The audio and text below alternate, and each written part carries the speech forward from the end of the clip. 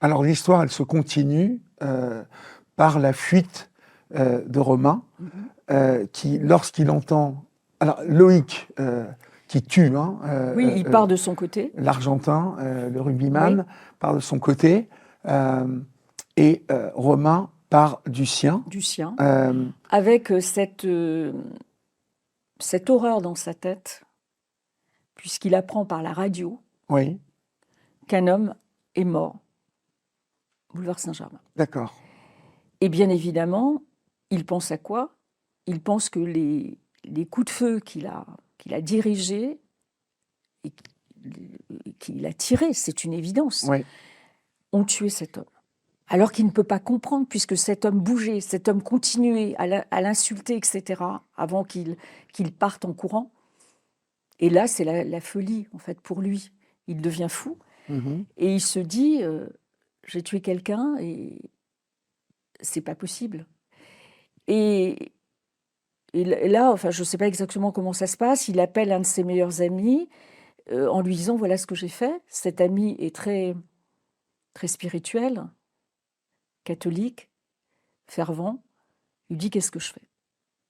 Et je pense qu'ensemble, ils décident d'emmener Romain dans un monastère pour qu'il puisse se confier, avant de se rendre, qu'il puisse parler. Vous pensez qu'il avait l'intention de se rendre? Complètement. Ouais. Ah ben complètement. De toute façon, bon. C'était tellement difficile ce qu'il venait de vivre et d'apprendre qu'il avait tué quelqu'un, alors que ce n'était pas possible dans son esprit, qu'il ne sait plus où il en est et qu'il lui faut de l'aide.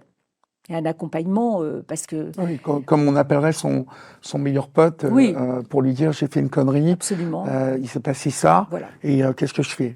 Voilà. Et c'est ce qu'il a fait. Il va aller dans ce monastère et il va être arrêté quelques heures plus tard. Oui, tout à fait. Vous, non pas parce qu'il ne s'est pas rendu, parce qu'il les attendait, en fait. Il les attendait sur un banc. Oui, parce que quand il appelait en plus, donc il savait que son téléphone allait être, je suppose, borné. Il les attendait sur un banc, donc il est arrêté.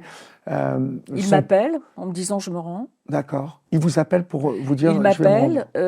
Moi, j'avais pas de nouvelles et il m'appelle en me disant je te promets une chose, je n'ai pas tué. D'accord. C'est la première des choses qu'il me dit. Alors maintenant, soit tu me crois et tu vas m'accompagner dans cette horreur d'histoire, soit moi j'ai plus de raison de vivre. D'accord. Et je lui dis, je serai là. Je tiendrai debout parce que je te crois.